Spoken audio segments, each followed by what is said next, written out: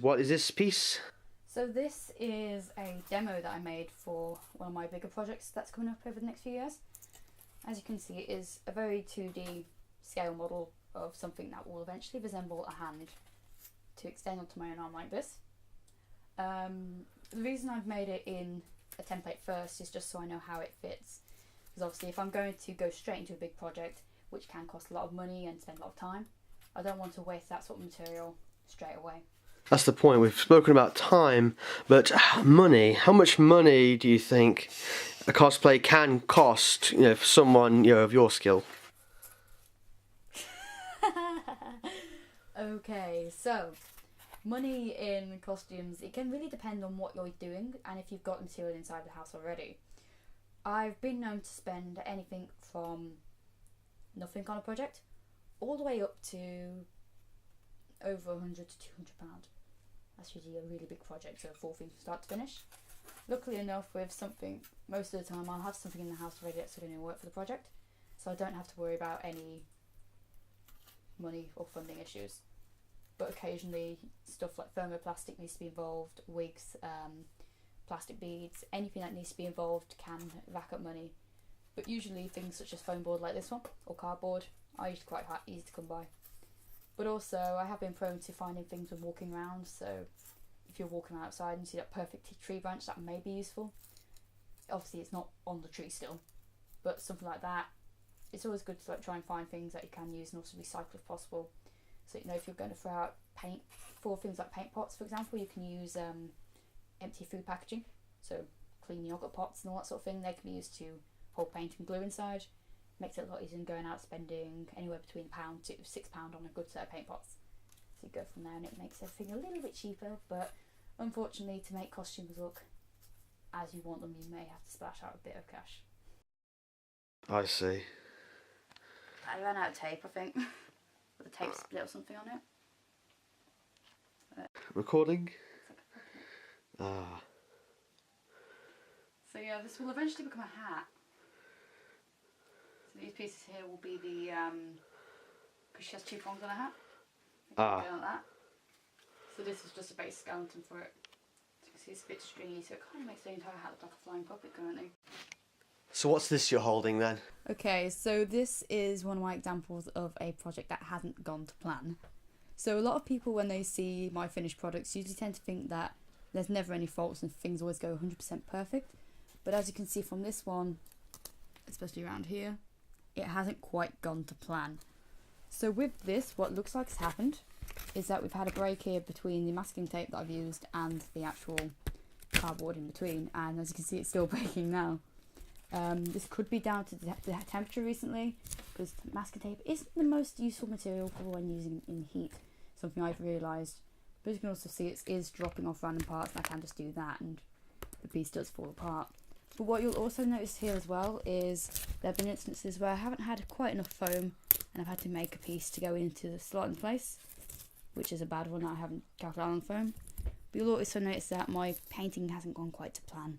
So you've got different parts here where the paint's overflown, and even parts here where the foam itself has decided to be eaten by the spray paint as well. But it's one of the pieces that I'm probably either going to try and rescue or maybe even go back to at some point. But as it currently stands, it's pretty much a failed project. But the advice here is obviously to keep going with it. That's fine. Thank you. So, with a rough estimate, how much time does it take to go from concept to the completed piece? That really depends on the actual piece I'm working on. So it can be anything from a day to a few months to even a year, depending on what it is trying to build. So for something like this one here, this is actually a piece that will be able to collapse when it's finished. So these two pieces currently look kind of like little blades when separated, but if we put them together, they actually show a completely different story as to what they should be. They're a bit big, I apologise. So when together, these two pieces make a bow. So for something like this, the planning took me a few hours. The original construction to get to this point would only take me about 2 hours to get it to the right shape and size, depending on what I'm looking for. It could potentially take a week to a few months to get fully to the shape and typed that I'm happy with it to go live. But unfortunately with something like this is another one of my projects where it's gone a bit onto the back burner again. So with me, I have a tendency to jump between projects, and some projects will be more or less important. So projects like this one go onto the back burner. But luckily enough with something like this, because it is in 2 parts, it makes it easier to carry around the convention and also to transport there. Because something like this can be put into a bag a lot easier than something which is my height. Makes it a lot easier. So, what made you think that cosplay was the hobby for you? That's a good one actually. Originally I got into it through just sort of talking with friends, so it was originally the whole, it's a good idea, let's give it a try, seeing it on the internet. And then from there it kind of spanned off into a lot bigger of a thing. So we originally thought it was going to be some sort of phase that I'd get into and then just sort of stop doing or just get over and get bored of it. But it's actually opened up to a lot more people, meeting different friends and sort of going a lot further than that. And because of that, I've ended up sort of going with it and saying, yeah, this is what I kind of want to do. To be honest, I don't do very much else. That's fine. And what is this? Okay, so this is one of my work in progress pieces that I've currently got. It is, hopefully, as you can obviously see, an axe. So this is going to be one of the royal arms for Noctis from Final Fantasy 15. Because unfortunately there isn't enough footage of the royal arms, I'm going to have to improvise on how it looks. But this is the basic shape onto how it's going to eventually turn out. As you can see, I've got a dowel rod for the handle, which is also hung onto the foam board. So this is all foam board with a coverage of expanding foam to give the depth, whilst also allowing it to have the correct weight to it. So it looks like it's going to be really heavy when it's done, but it's actually only going to weigh about, probably not as much as you'd expect it to. I'm not very good at guessing on that. But one thing you can see is that it has bent the foam to give it a slightly more axis look, which isn't something I had expected to have happen, but it's happened and then it could be quite useful. So with this, I've also marked down on it with markers where I'm going to put things. And you'll also see that I've carved down the foam with a variety of craft knives to make it a bit more smoother. It's still got a little bit of way to go before it gets to the right sort of shape for it to be axe worthy, but it's one of my projects which should be a good start on it. Come on, let's give it something.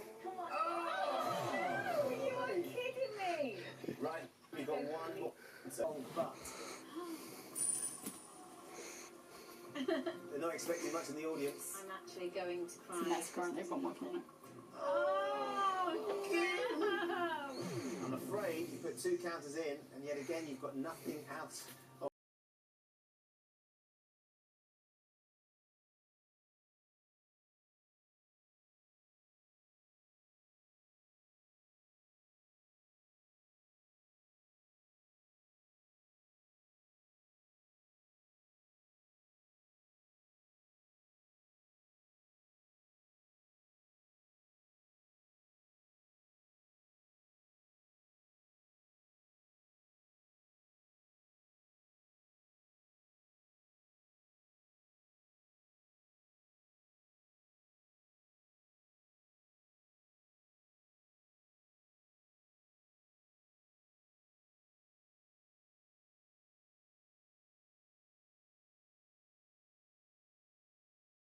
Okay, so Dark Rick is one of the outfits I wore in one of my previous interviews that you may or may not have seen, and she was one of my full handmade products, which I have got most of her here. So she's a costume that's built of a few different pieces. So the first part is a main white piece of fabric, which was actually a bed sheet. That was quite an interesting one. And if you can see inside, you'll see that it's a few different pieces all put together. I'm still to this day questioning how it works because I'm not very good at fabric. But if we put this on, you notice that it's got sleeves that are a bit too big for me currently. It's also got 2 fronts which basically when put together it would work like a kimono, folded around, which would allow me to walk around like this, hands free, as well as be a sash tying that together. We don't currently have the sash on this because it's upstairs. And what's also got is this collar here. So this collar here would clap it twist together here when it's tied in, and it is a few different materials. So we've got a plain white material underneath there, you've got the ribbon of yellow even around the edge, and a darker red on the interior. Now what's holding all this up is craft foam. So again, the kids' fun foam is inside that to keep it all sturdy up as well. But it just looks like a flower. So this is the main part of the outfit, and then from here we'd add on the cloak, which would tie on here and give it the outwards appeal that it would have, and that would also keep down the front as well, tying with the sash. But then the other thing that makes the costume is the giant 8-foot scythe, which I have as well, which is unfortunately in the repairs, therefore it's not here as well. Yep. We'll cover that another time. Talk about Beatrix. Oh dear. So Beatrix was unfortunately one of my failed projects. So the intention was to get this amazing, cool looking character with a syringe arm and a wing that pokes out from her back, half cyborg, pretty much full cyborg appeal. Unfortunately, this went very, very wrong. So Beatrix was initially supposed to be made of a pleather material to make both a shirt, which would come from here downwards, and a skirt that would meet in the middle with pleated polyester fabric as well.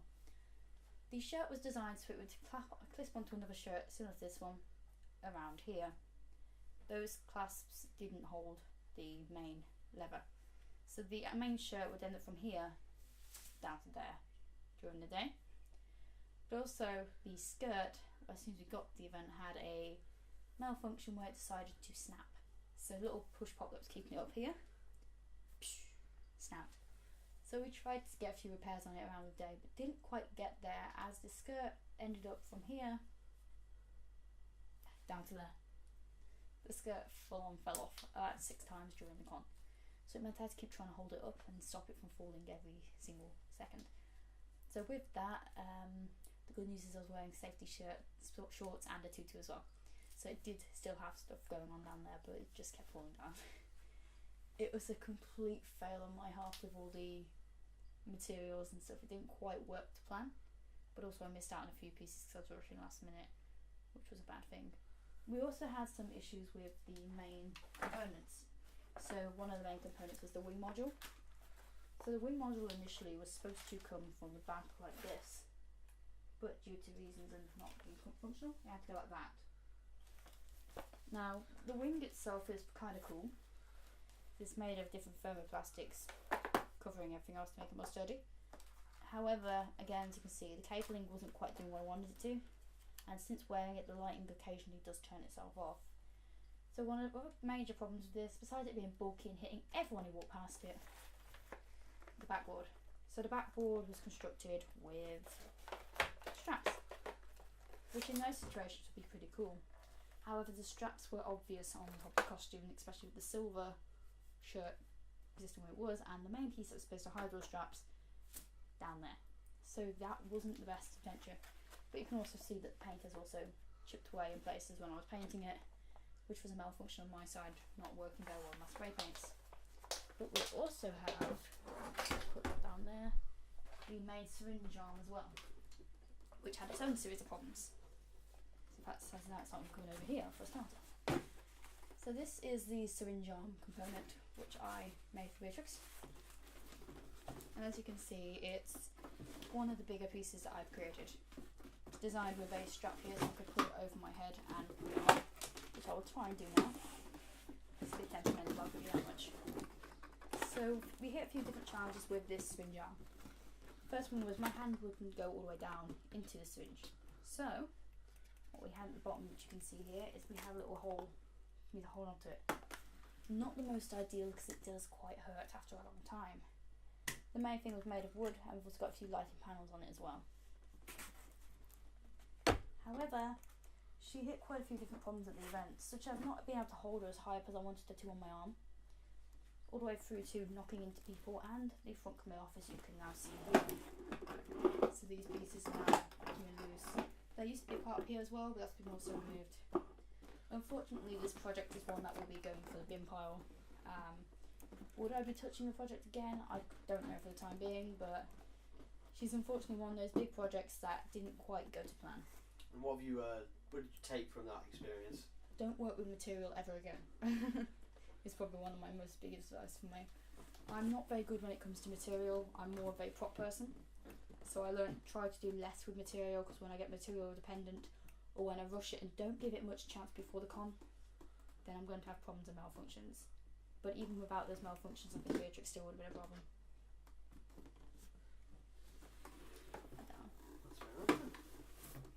Stigma between buying and making cosplays. Okay, so with that, there is a lot of people in the community say buying costumes isn't how you should cosplay, and some people even go to the point saying that it's not cosplay. However, it's not. That's not how it should be. So some people have the skill to make costumes and stuff. That's great. If you don't have the skill to make costumes, buying costumes is perfectly acceptable as well. It's just down to preference, I guess, sometimes. But also, some of the costumes are pretty impossible to make, so buying them is usually the best option. But it can also be cheaper just to buy them, because when you get through the amount of materials and stuff, if you find that you're spending £60 on materials and not even considering your effort and put into it, and you can buy something for £50 online, then most people would go for buying it. It's a lot simpler. Motivation to engage in cosplay. So motivation is something that people like me specifically struggle with doing, because obviously trying to keep on track of one topic and one specific costume without getting bored and want to go on to something else. But I guess motivation comes in different forms. So it can be motivation for wanting to work on something for a group, wanting to work on something for the overall achievement. Motivation just to have personal satisfaction at the end. So motivation could come in different forms and go from there. What drew you to cosplay in the first place? Initially it was something that we got into as a group of friends in school who sort of saw this thing and thought, hey, why don't we give that a go? And kind of from there, the draw of being someone else who's not myself kind of got me into wanting to do more costumes and go from there. So the chance to be able to transform into someone who's not me, have the life of someone who's not me, even if it is just for a few hours, a few days, something like that, I kind of guess that's the appeal that I had. A lot of people describe it as escapism as well. What's your opinion on the sexualization of cosplay? Oh. Okay. So, this is something that's quite common in the world of cosplay now, especially as it's getting more mainstream, and a lot of people are using it now as a form of income funding. So there is a lot more sexualization in the business than there was in previous years. And also with the stigma that geek is sexy and that sort of thing as well, it's all kind of gone up in the world of sex, because in a way most people believe that sex sells. However, as far as I have no issue with people doing that, I also feel like there is a barrier that people need to understand. So for example, when people do burlesque versions of characters, such as like Disney characters or other child known characters, I can't help but sort of realise that it would be those sort of things that young children will be going up to and seeing and recognising as their characters. And I know that these people aren't trying to do any harm or anything when they're doing these costumes, but to think, what will a 5-year-old think if they see, I don't know, Mickey Mouse in a burlesque outfit? You see what I mean? It gives you a really strange impression, but also then the parents, what are they going to think? Even though children are really sort of invulnerable to things such as like innuendos and things like that, they will still have that sort of different conception of how things are based on what they see. Okay. Self-confidence and body confidence. Okay. How does that apply to you in cosplay? So for me in cosplay, something that people wouldn't quite expect from me is that when I'm out of costume, then I'm a lot less confident than I am when I'm in costume. So in a way, the costume works sort of like a mask and hides who I really am. A bit cliche, but it basically makes me a lot more confident to go and do things. So much so now, just as even wearing a wig or in part of a costume will make me confident. It kind of helps with the confidence like that as well. Body confidence, it works in the same way. So I've done things all the way from something like this, really quite clothed, to things that are not as clothed, to some things that are even worse than that. So the confidence in my body in costumes has came quite a long way. But what also helps with the confidence in that side would be the support that you get from people who follow you and are there for you and all friends and all sorts of stuff as well. The future of your cosplay, where do you see yourself in 10 years? Still cosplaying or not? Hopefully still alive for a start off. But yeah, hopefully still cosplaying, if not to the same level I am now, but a bigger and better level than myself, than anyone's ever seen before from me or anyone else. So I always try and take things a step further than I could. So I'm hoping that I'll be able to get things to an even higher level than they are now, and hopefully make things get a bit higher up and increase my abilities and understanding, and hopefully people will be seeing me in other parts of the country and the world. Hello again, Sophie. Hi! And you just come back from a Comic-Con? It's still ongoing, just taking a bit of a break between conning and all the rest, so a bit of time to recharge before going back out and doing more stuff. So what cosplay have you got here then? Okay, so this is my, as we also known as Sue from My Hero Academy or Boku no Hero Academia. Do you want to stand up and show us some more of it? Can do. Standing up is not going to work here, but it was small tone. Ah, excellent. And what's the different? Why did you choose this costume over the one that was originally intended? The one I was originally going to wear for today didn't get finished in the end. I was working on it and just completely lost motivation drive for it. Oh. And also when I was working on her, I didn't like her at all. So how? Do criticism that people thought that it was great. Ah. So how fast did this cosplay take to make? A lot of it was just bought in parts, so I'd probably say only about 2-3 weeks, considering how quickly I was trying to get it done. Because basically a few guys were going to do the characters from the series already, so I kind of jumped in and wanted to join. So a little bit of a rush to get everything ready in time, but a mixture of ordering and buying and building, and it got there in the end. So you've met with the cosplayers from around the country today in your meet and greet? Yeah. We originally started off as just a trio of us, and then we kind of got to a group of about 20 to 30 people, I think. It's quite a big group. So do you stay in touch outside of conventions? Yeah, most of my friends I have outside of conventions are actually convention friends anyway. Yeah. Don't have many people to talk to otherwise, but basically, yeah, most of the time it's just talking to plan up the next big thing. Yeah. That's where social media is really coming to its own with cosplayers and how Yeah. they organise. I mean, I was just at a meet just then outside, and we basically, at the end of it, everyone's going around exchanging social medias, taking notes of people's names. Everyone's probably going to keep in touch from there as well, so. So essentially your web of influence grows and grows with each successive con, because you're always going to meet Correct. new people. Yep, that is correct. So you have people who are joining in the cosplay community all the time, and then people who can make certain events that can't make others, so you're always meeting people regardless. And what's your intention for the rest of the day? For the rest of the day, probably try and find people that I haven't yet found, because because of how large my network of friends is due to cosplay, I do see a few people from a distance, or you'll see them in the queue as you're walking in, but trying to find them inside the con can be your worst nightmare.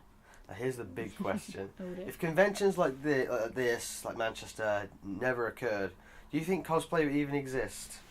Yes, Yes. it would still exist because it's a art form in a way. Mm-hmm. So you'd always have people recreating things in real scenarios and circumstances. So you'd always end up with art being brought to life in one way or another. It just wouldn't be as well known or popular because people wouldn't travel that far to go and meet other people who do that sort of thing. So it would still exist, but it wouldn't exist on the scale that it does now, and it would probably still be considered not normal. Would you say it's like wouldn't be as social as well because there's less physical interaction? Yeah, I mean, there would still be a social aspect of people who meet up and do the filming and the photos together, but you won't get the interaction of people who aren't in costumes, such as the general event attendees that you have here today, and then you won't have interaction from other people as well. So it'd be quite limited interaction. Thank you for that, Sophie.